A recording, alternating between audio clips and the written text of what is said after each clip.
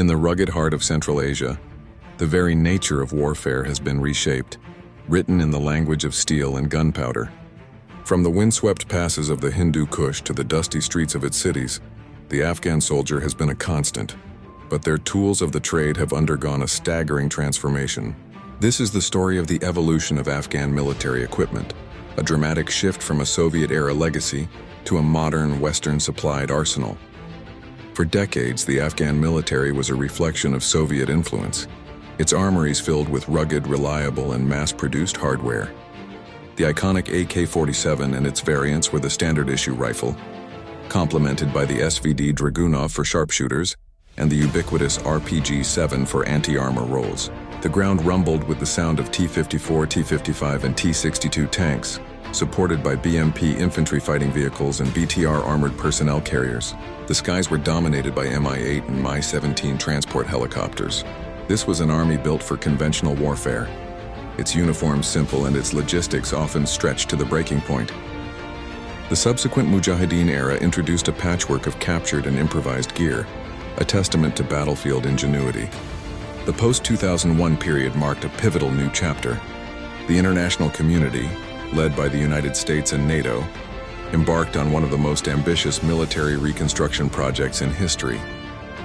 Billions of dollars were invested to build the Afghan National Defense and Security Forces, ANDSF, from the ground up, with extensive training programs aimed at creating a professional, modern fighting force capable of confronting a complex insurgency.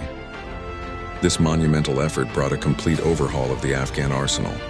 The Soviet AK was largely replaced by the American M16 and M4 carbine, supported by M249 and M240 machine guns. Infantry soldiers were equipped with modern ballistic helmets, advanced body armor, and crucial force multipliers like night vision devices and secure radio systems. The heavy Soviet tanks gave way to a more agile, counterinsurgency-focused fleet. Up-armored Humvees and Ford Ranger pickups became standard for patrols, while heavily fortified MRAPs provided critical protection against IEDs.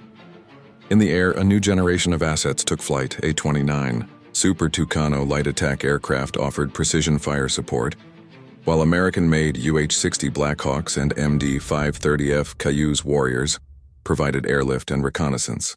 The contrast between the old and new is stark. Placing an AK-47 next to a fully kitted M4 or a Cold War-era T-55 tank beside a modern MRAP illustrates a profound leap in technology. This evolution wasn't just about new guns. It was about a fundamental shift in capability. It represented a move towards greater accuracy, enhanced soldier protection, superior situational awareness, and a more streamlined logistical chain, all designed to give the Afghan soldier a decisive edge on a rapidly changing battlefield. From Soviet steel to American high-tech, the transformation of the Afghan military's equipment chronicles a turbulent history and a monumental effort to forge a new fighting force. It stands as a powerful case study in military modernization, reflecting the shifting geopolitical tides and the ever-evolving character of modern warfare, leaving an indelible mark on the nation's complex and ongoing story.